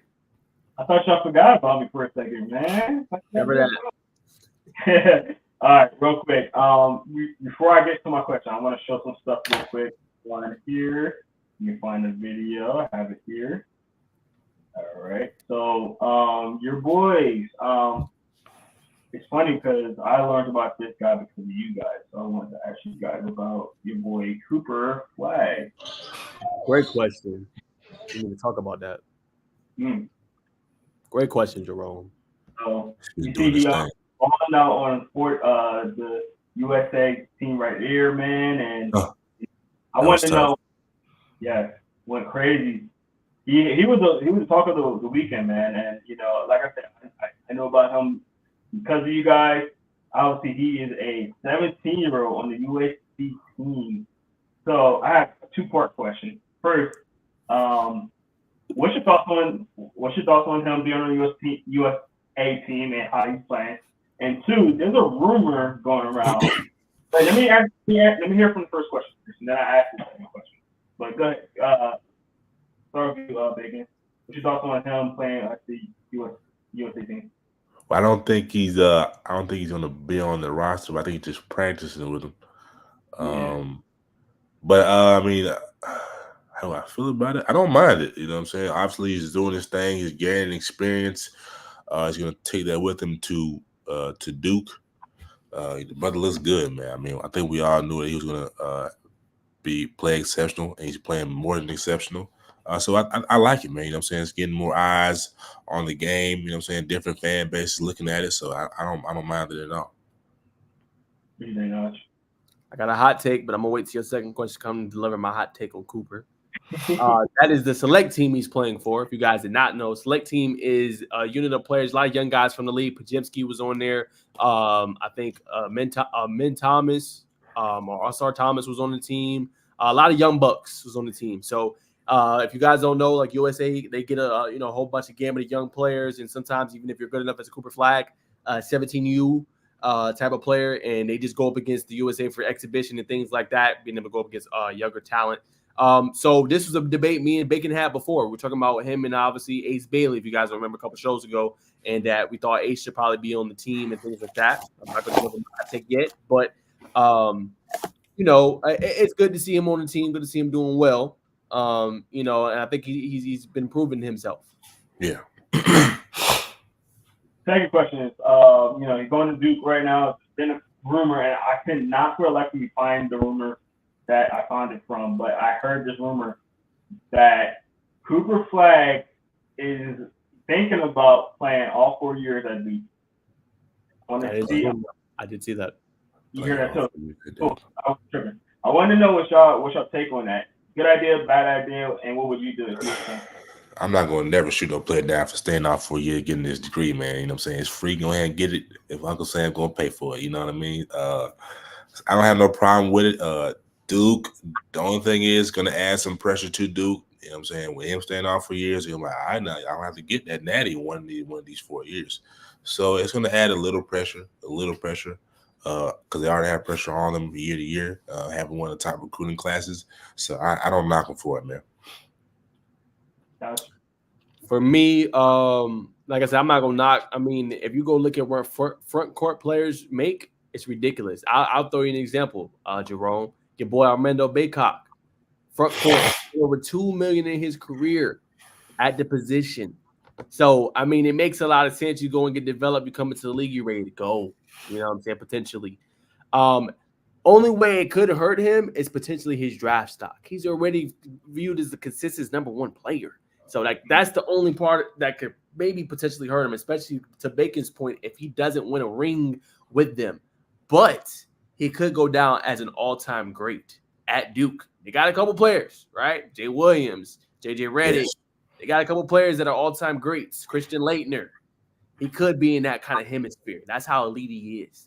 My hot take on him, I mean, it's tough either way. I mean, it's make the money in college, get fully developed, or go to the league and be a franchise player.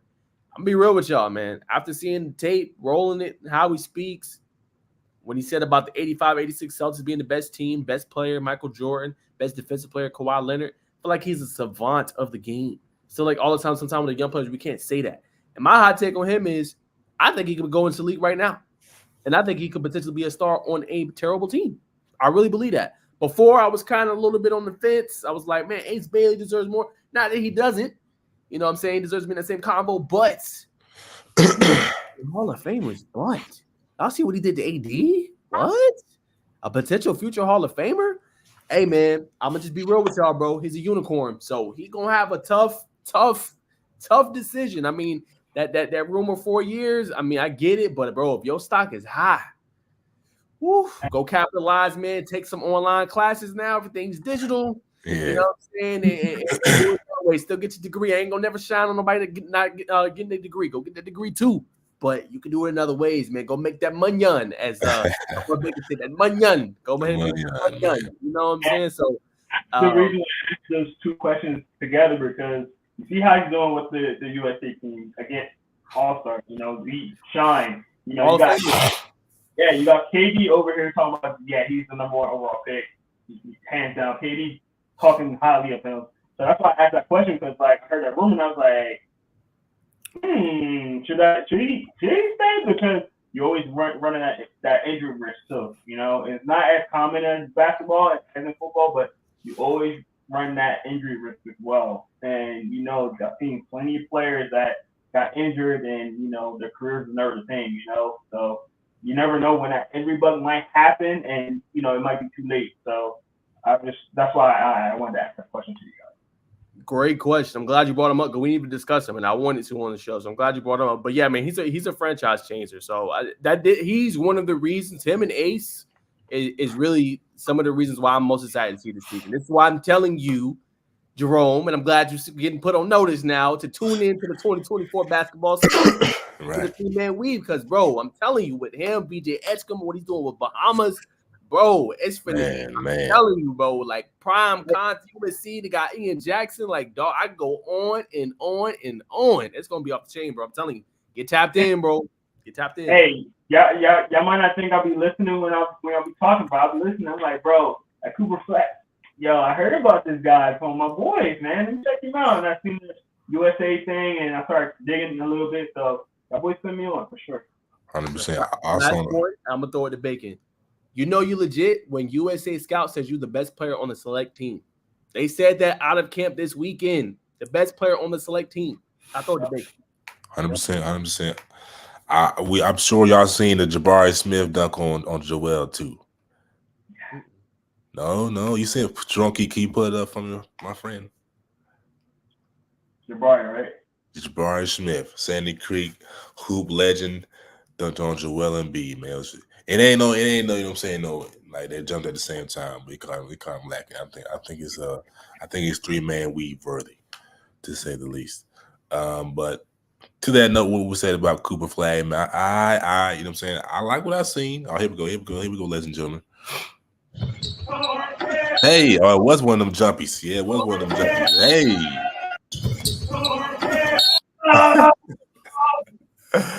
Hey, that's some old man knees going up against some young man knees right there. That's why you put that Ben Gay on pre-practice. But to what y'all said earlier, man, I think, you know what I'm saying, I'm not trying to take anything away from Coop, right? I'm not trying to be here by any means, but we have to look at this situation for what it is. This is not an NBA, even if it was an NBA practice.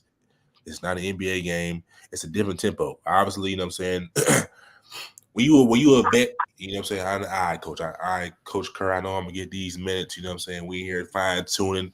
We just came off a long spread season. We're going to bring these young boys in and get some experience. I'm just saying, I'm just saying, putting everything in perspective, right?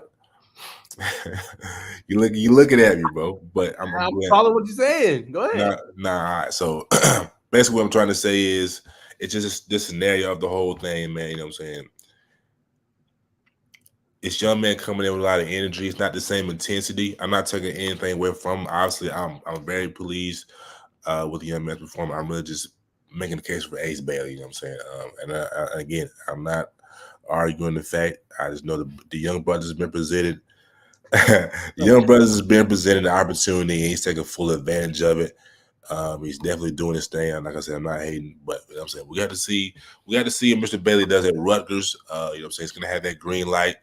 We're gonna have to see how he just handles that green light. You know, say obviously being as creative as he is, the type of bag he has. But like I said, man, shout out to Cooper Flag. He's definitely doing his thing. I just think the scenery of the event, you know what I'm saying, it has to be thrown into context. I'm cool. Who this man? Shout out to Kel.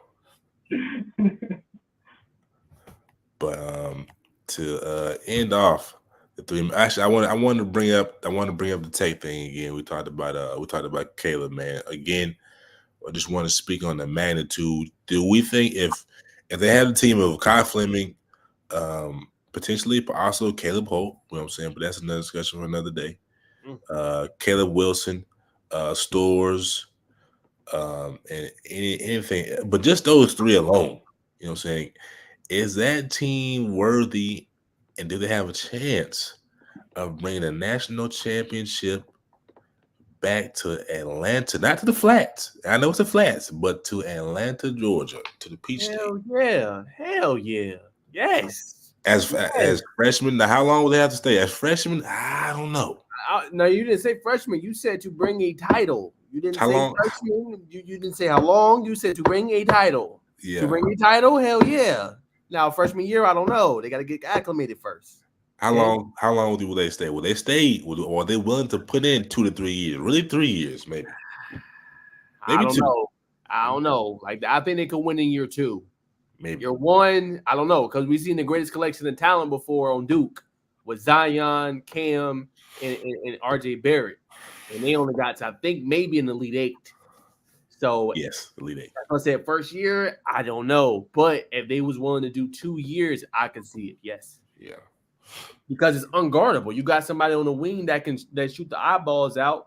And then you got a shot creator extraordinaire in Caleb Holt, potentially. And then you got a Kai Fleming who could be a lead assist man and also can get to the rim as well and can spark. Yeah, that's tough to stop. Tough to stop, man. Nasty work. That's why you seen that face. It's nasty work. Well, there you have it, folks, man. And before we move on from the 3 minute, we'll be remiss not to bring up Miss Angel Reese.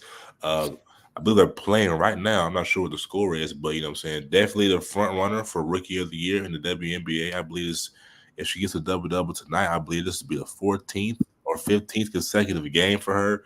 So shout out to the Bayou Barbie, man. We definitely got to bring her up. But if nothing else needs to be said, speak down, forever hold your peace. Unfortunately, ladies and gentlemen, we will be concluding the best basketball segment. I ain't even gonna get into all that, you know what I'm saying? Man, woman, this is the best basketball segment on the planet. You know what I'm saying? Better than the first thing, all of that. You can call Stephen A. You can call Unc if you want to. But that'll be a conclusion, ladies and gentlemen. So moving on to the next segment.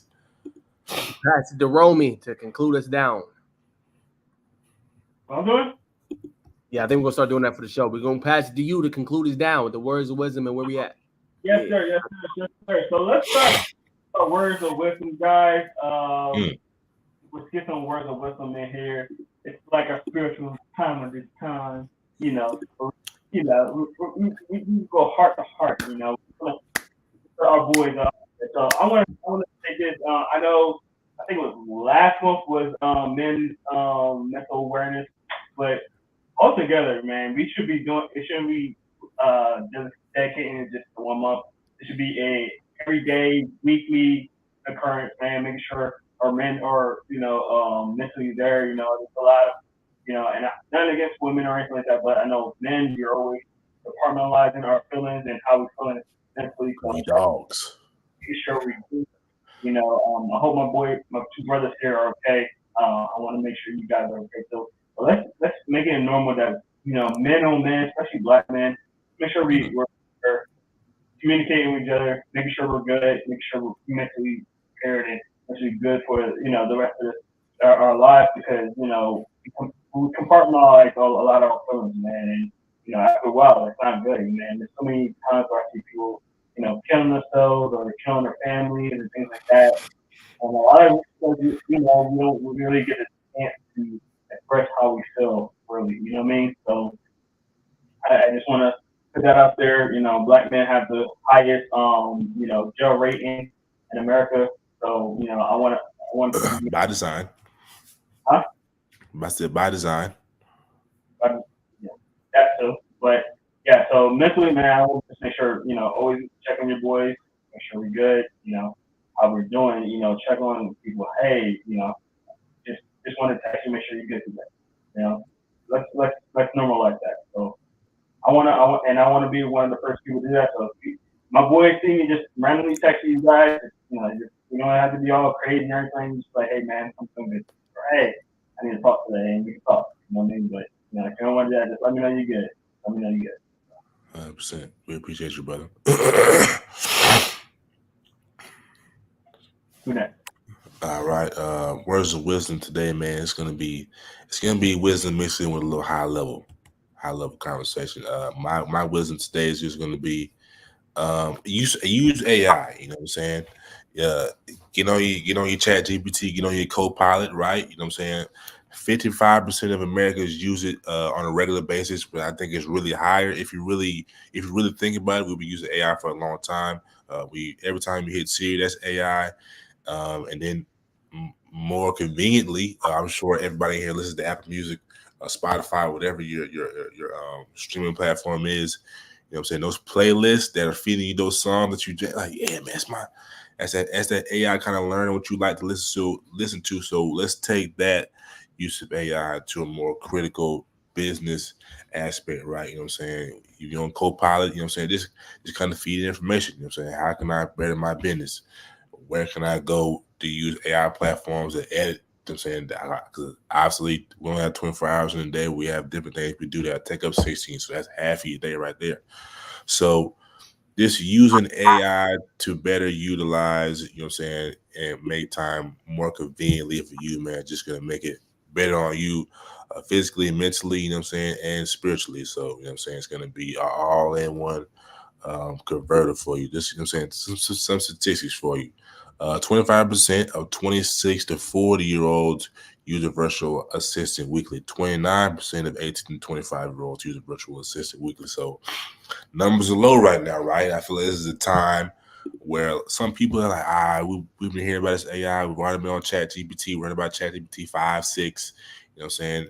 Don't let the complacency, the comfortability of, you know what I'm saying, this is not new anymore,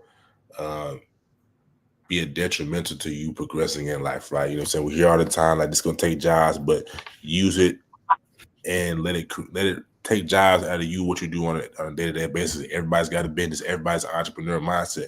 Has an entrepreneur mindset, which is a good thing. But let's use it and make it work for us, man, and not have a fear. Let's turn our fear into prosperity, you know what I'm saying, generational wealth. Us as a race, I'm sure everybody, we have all walks of people watching this, but let's just use this as a way to get ahead. Everybody get ahead. So when that time comes, when the robots come in and take a job, you can sit back like this. I ain't even tripping because I got mine, you know what I'm saying? And I'm giving this game out to everybody. So, you know what I'm saying? It's apparent to your mindset. I'm getting my information, not the statistics, I got my information from my own research, but Earn Your Leisure, the buzz that EYL Earn Your Leisure as an investment coming up in August. You can get your tickets. I'm going to try to get my tickets because it's going to be an advancement of a wealth and bevy of knowledge. So definitely tap in, use AI, even if it's just a little ChatGPT a day, just asking the questions. But I just want to put that out there, man, because I feel like it's going to be vital in the next 2 to 3 years and beyond.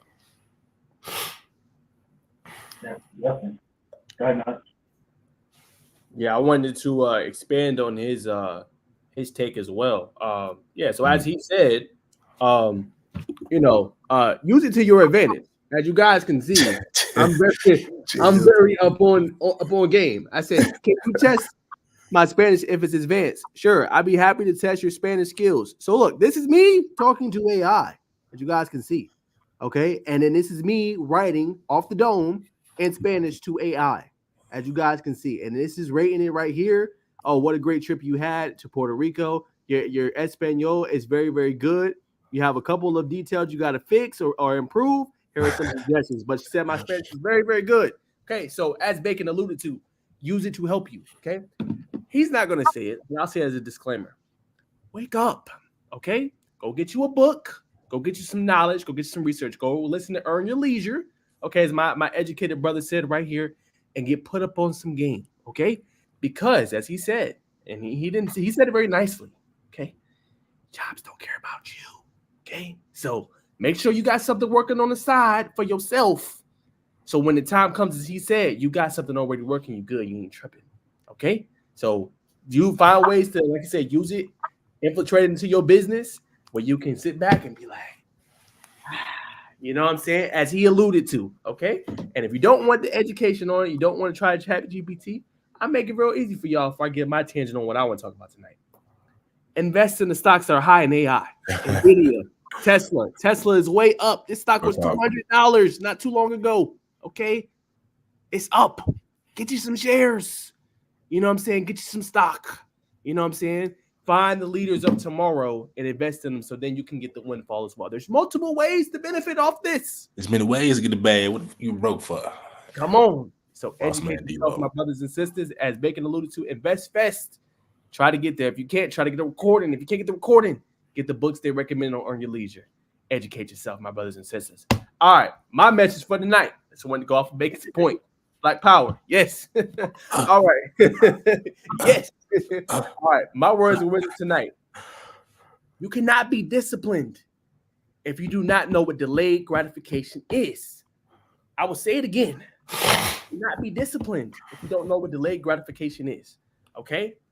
Discipline, guys, is doing it when your motivation is not there. Okay? When you first start out, your motivation gonna be high. Then you're gonna have a bad day. You're gonna be sick. Something gonna go wrong. Your mama getting on your nerves. Your girlfriend bothering the hell out of you. Hey, Something is gonna be a deterrent in your way. But guess what? Life don't care. You still got to be consistent and disciplined. Discipline comes from consistency, doing it when you don't want to do it. So I say that to say, if you have a goal that you want to achieve, you're not going to get it in 1 week, 2 weeks. I know we live in a microwave society where we think, oh yeah, I got to get 10,000 followers. I've made it. No, it's a consistent work you put in day out when you're not feeling well. You know what I'm saying? And then you see the benefits down the line. You can go look at this. So many examples, right? Elon Musk didn't make it up into his 50s. You know how much work he put in, sleeping on mattresses, things like that. I'll throw the workout example for y'all.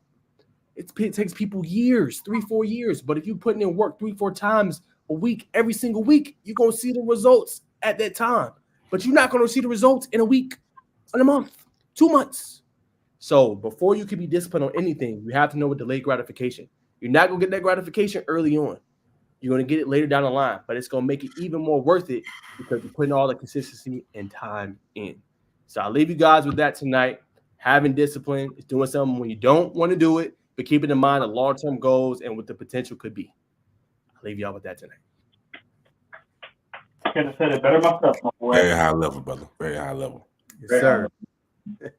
All right, boys. Where we going to be at this weekend? I will start this one. I'll throw it to Bacon. So I will be at the family reunion on Friday. You know what I'm saying? And then Saturday, if you know, Bacon. Saturday, I will be at Hoover. I'll be driving down with my buddy, and we'll be attending the Hoover, Alabama tournament. Again, if you know, Bacon, you know. You lost me on Friday, G. I ain't gonna lie to you, brother. Family reunion for me. 100%. The plan is to be in Hoover this weekend, ladies and gentlemen. You know what I'm saying? We'll be out there sweating, not for money, just for about the man's hamburger.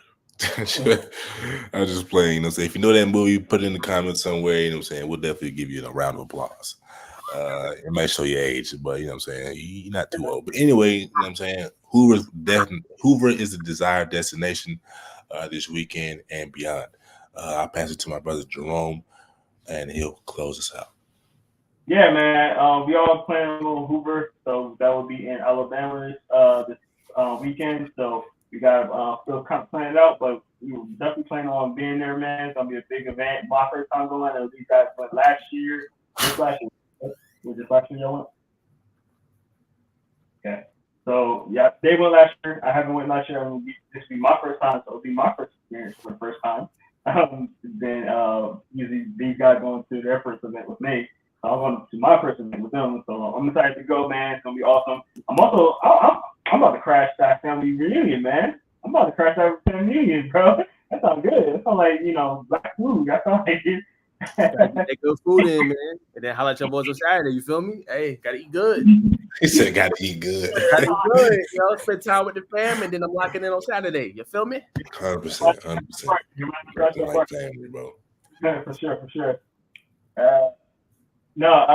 If you have seen the beginning of the show, Dante will not be on today. Jonte, sorry.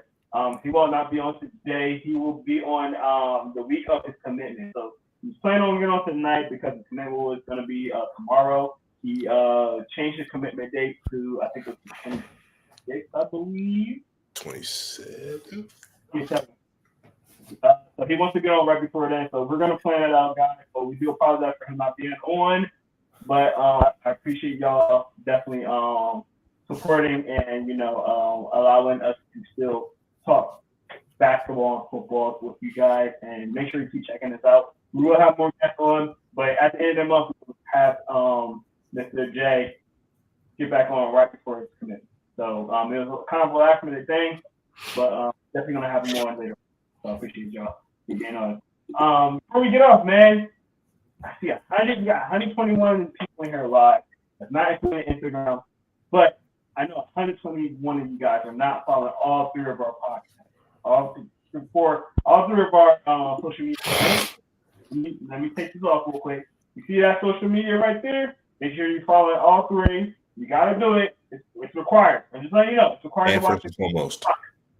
It's required. And first and foremost, yeah. On Instagram. So make sure you go follow all those as soon as you can.